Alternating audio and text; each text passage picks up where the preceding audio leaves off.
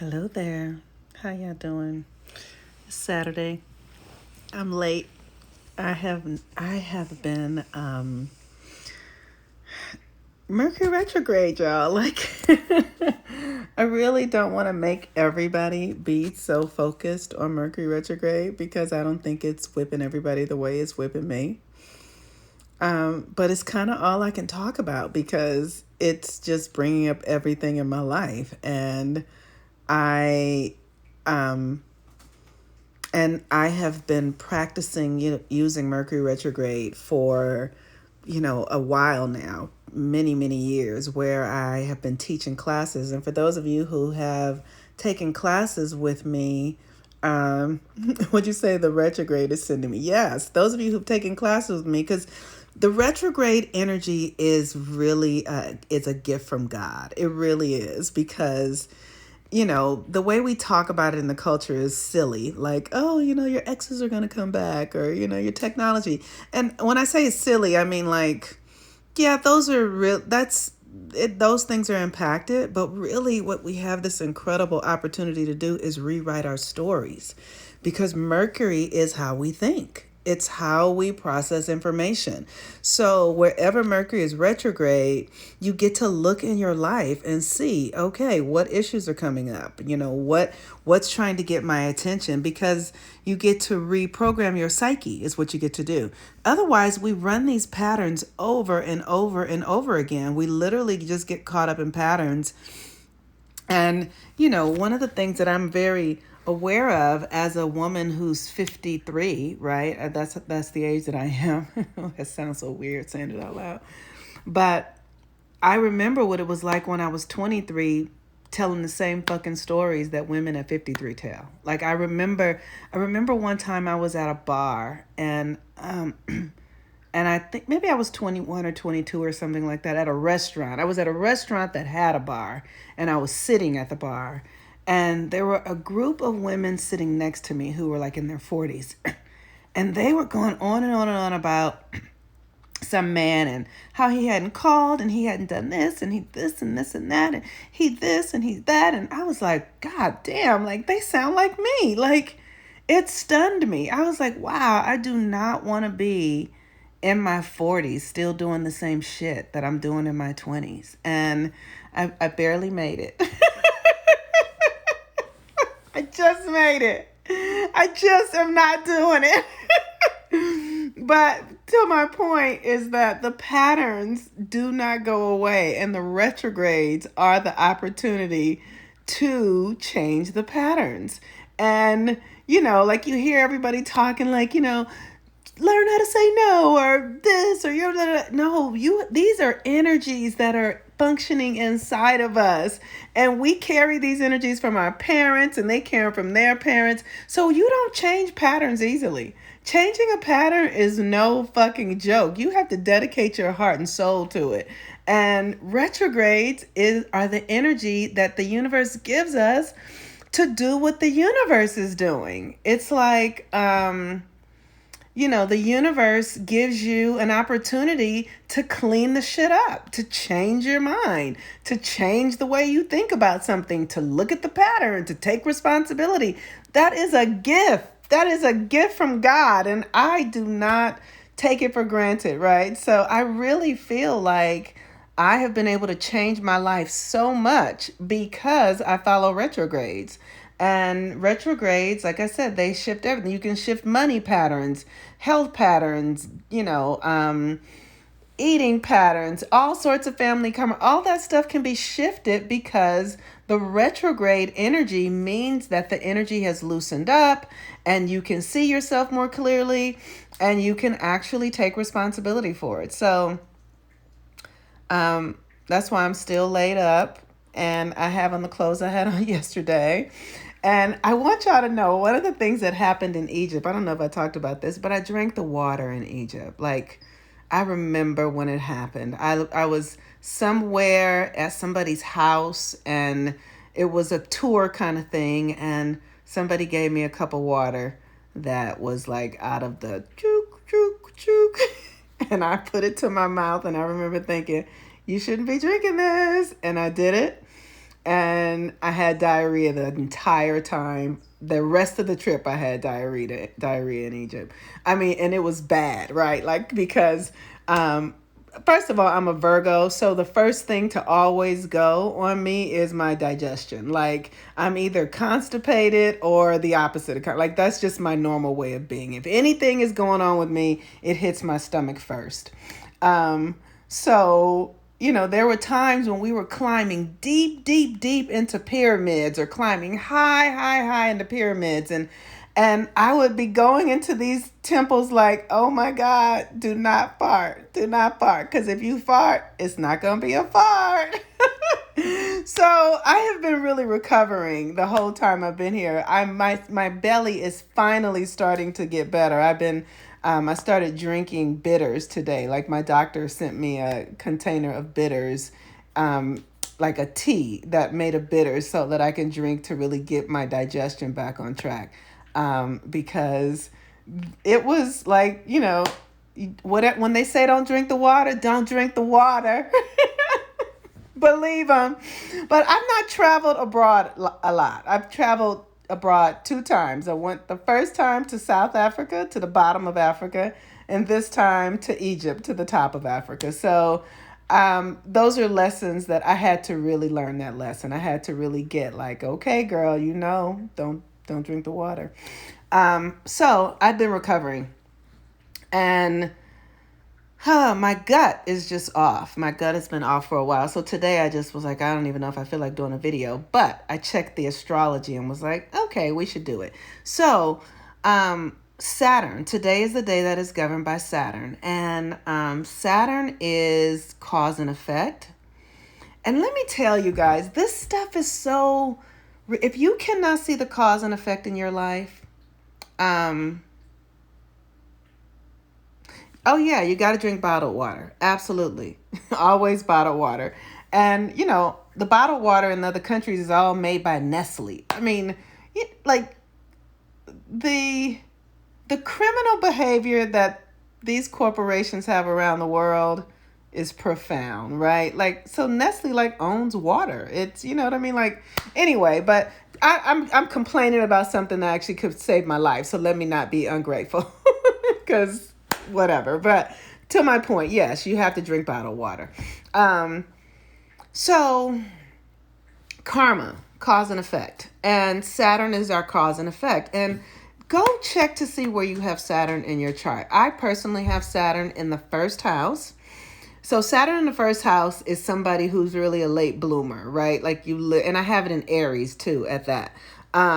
So it's asking, like, Saturn is like your hardest lessons, the things that you're going to really struggle to learn. So because I have it in the first house, my hardest lesson has been really getting my identity, like who I am at my core, like I'm always in a question of who am I, and not being able to see myself. And one of the things that's showing up in this retrograde for me is that I've been really seeing, where I've been giving my power away, where I've been, not understanding my own value, where I've been really counting myself out and not realizing that I'm brilliant and beautiful and powerful, and that, how I show up in the world really makes a difference. And all of that stuff is from my childhood. But the thing about it is that, when we're living these stories out, nothing is a mistake, right? Like, we script these stories before we get here, and then we fucking forget. The game is that we actually create the whole scenario and then go to sleep and totally forget that you wrote this story yourself, right? So that's why I love the astrology, because the astrology helps me to sort of remember, and the spiritual work and the prayer work and the rituals, to wake up in the dream. You want to wake up in your story. You want to wake up in it so that you can stop the patterns of, trauma, and you can't get free from it until it's time for you to get free. Like I'm actually beginning to be able to free myself from the patterns now. Like, I remember when I first started catching my pattern. One of the things that was really interesting when I was married, I used to watch myself be in a pattern with my ex. Like, I was constantly like looking for his approval. And even long after we were separated, I would just be like, why do I care about what this person thinks about what I'm doing? You know what I mean? But I did. And that was a pattern and a cycle that I had to really catch myself in the act and begin to stop it, right? So I used to do a thing with him. We would break up and get back together and break up and get back together. And one day I just was like, I'm not going to do it again. Like, the breakup is the freaking breakup. This is it. Like, I'm not gonna tell myself another story. I literally stopped the pattern of going back and forth with him. And so we really get to catch ourselves in the act of your patterns, but you have to see what they are, and you have to really take responsibility for yourself. You can't blame anybody. You can't make anybody be the reason why you're doing things. You have to give yourself permission to really fully take responsibility for your behaviors. And this is how you can begin to change the karma, right? So now we have Saturn in Aquarius at the 6th degree. And the 6th degree is regeneration. So we're in this Mercury retrograde. Saturn is our cause and effect. Aquarius is our birthright. It's our divine, it's like our divine code. It's like how you and God created you to be, right? But you want to be able to catch yourself in the act of misusing your power because of what's going on, because the world is changing right now, right? So the more we can take responsibility for everything, right? So it's like, if you have so one of the things that I'm noticing as as this retrograde energy is moving through, I'm really noticing like how I have aligned myself with people who needed somebody less off to feel good about themselves. Like, that is just like, when I think about it and I think about my relationships, and I'm like, wow, like how many people, it's almost like I used to have an image in my mind of like a lost child wandering through a city and with a gold block attached to their, hand. But they didn't know that it was gold, and they didn't know that it was valuable. And so because it was attached to them, nobody could take it from them, but people could use them for the value of it. But they couldn't take it, right? And so, that's sort of how I look at how I've experienced my own energy and how I've misused it. Like, I just didn't know my own value. And because of it, I would attract people who did know my value, but didn't really, but benefited from it without really, but I don't want to make myself sound like a victim in any way, because that's my karma. It's been my karma. And, it's like just being in relationships with people who need somebody less off to feel good about themselves. Like, do you know people like that? People who really make themselves valuable by being around people who are struggling or who are suffering, right? They just make themselves feel better by being around people who are quote unquote less fortunate, right? And so what I know, because I understand this is karma, that's something that I did in a past life of my own. In my own past lives, I was likely somebody who did harm to people or who took advantage of people or, and this is how we have to own this stuff. Like, the only way to heal it is to really fully take responsibility for it and to recognize that we're not victims, that we really are living in family patterns and karma and all that sort of stuff. And most people, because this retrograde is in a square with Pluto, oftentimes the shadow is really fucking deep and dark, right? And you got to look at your shadow. Do yourself a favor and look at your shadow. Like, tell yourself the truth about your behavior. And if you can't see it, Find people in your life that you can trust and ask them to help you see it. You said I tuned in at the most determined. Oh, yes, absolutely. So we want to really give ourselves permission to see our shadows and to not be victims um, to our own delusions, right? Have the courage to look at yourself. Have the courage, whatever people are showing you in your life, maybe you're not doing it now, but you've probably done it in a past life. And that's why it's important for us not to judge people and not make people wrong and all of that kind of stuff, because everything is in this karmic thing. And, and it's like, like all this stuff is going on with R. Kelly right now. And it's like, I'm telling y'all, learn to refrain, keep your opinions to your fucking self. Because when we cast those opinions out, we create that karma right in our own reality. Keep your fucking opinion to yourself. Swallow it, put it away, and just pray for people to heal. Pray for people's hearts to be opened. Pray for love and light to really infuse people with new ideas and new ways of being. And understand, like somebody like R. Kelly, that shit is coming down through depths of karma.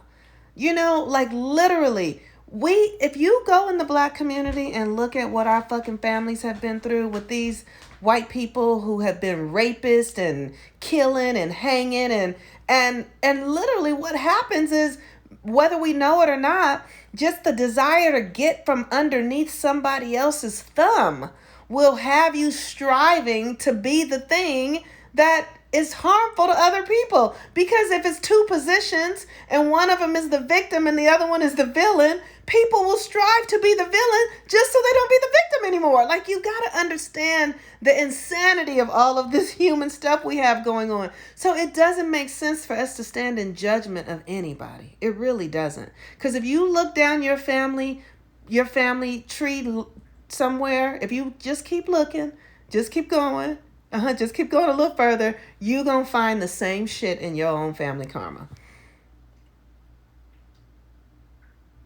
Why are we even talking about somebody else's karma? Absolutely. Thank you. Right? Thank you. And so we have this opportunity to really look at our own karma. And here's the thing, to realize that everybody gets a little dose of everything. Everybody does, right? Everybody gets a little dose of shadow and light and all that kind of stuff.